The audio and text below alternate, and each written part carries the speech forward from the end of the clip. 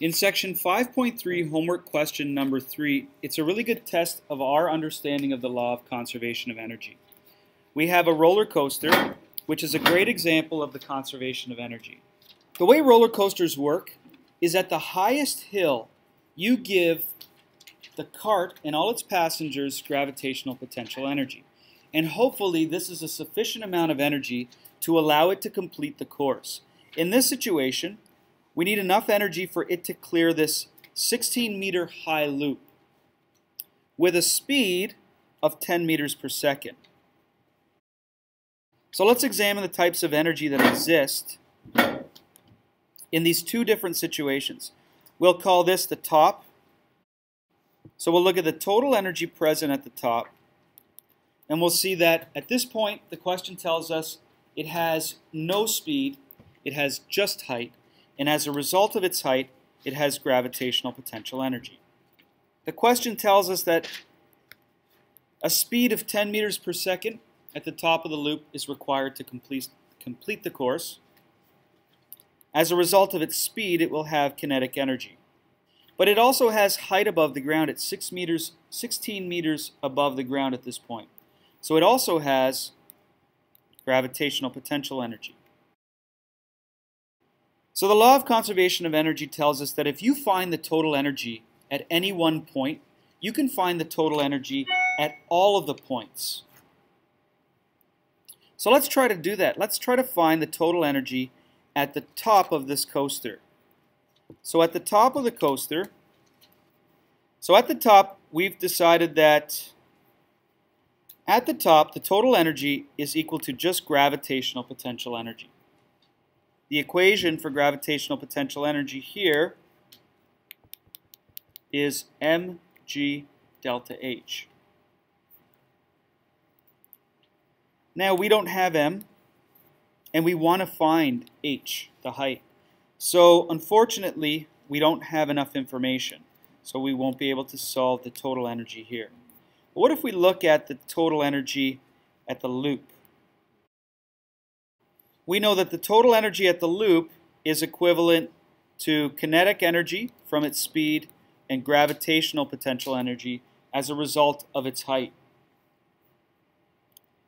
So we can try to solve here, but unfortunately we can't because, again, we don't have the mass of the coaster. So we can't solve it here.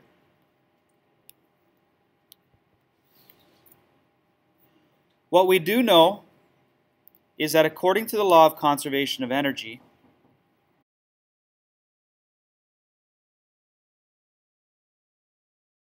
we know from the law of conservation of energy that the energy at the top of the loop must equal the energy at the top of the coaster. The energy throughout the coaster must be the same. So if we know that the energy up top equals the energy at the loop, we can write this statement, combining the two statements.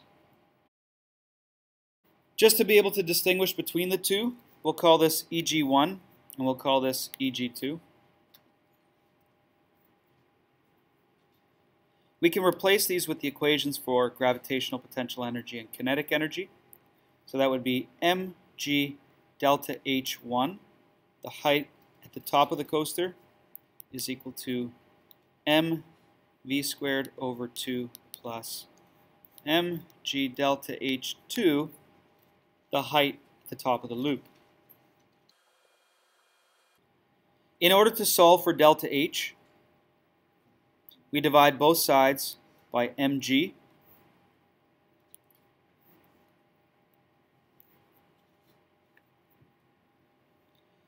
So the mg cancel out, and we are left with delta h1 is equal to mv squared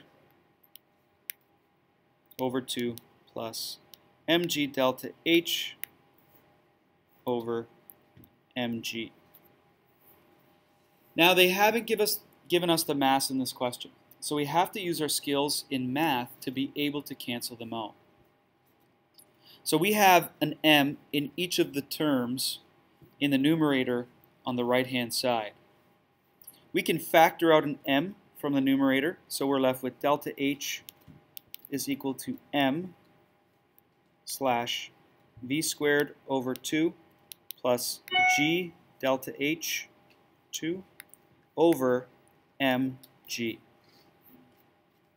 And if we do this, the m's will cancel out.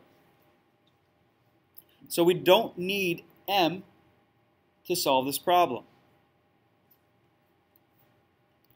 We can say delta H1 is equal to v squared over 2 plus g delta H over g.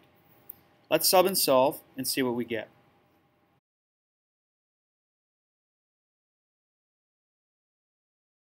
So we determined that the height of the initial drop on this roller coaster must be 21 meters in order for it to clear a 16-meter high loop with a speed of 10 meters per second.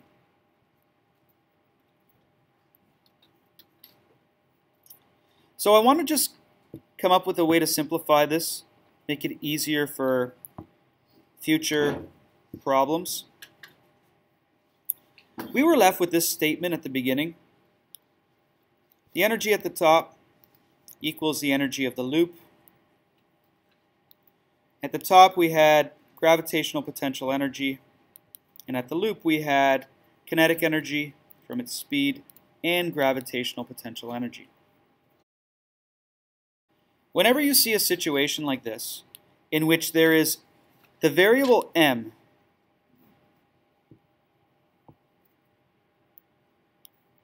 in every single term on both sides of the equation. So here we have term 1 on the left side. Here we have term 2 on the left side, or on the right side.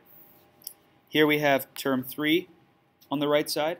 If there's a variable in every single term on both sides of the equation, then you can cancel that term out right off the bat. So we showed you how to remove it through factoring when you're solving for delta H1. But you can do this in a quick step. It's still valid. It obeys all of the rules that you've learned in math. And you can rewrite this statement as g delta H1 equals v squared over 2 plus g delta H2. And then in solving for H1, just divide both sides by g. And if you look, this is exactly what we were left with up above.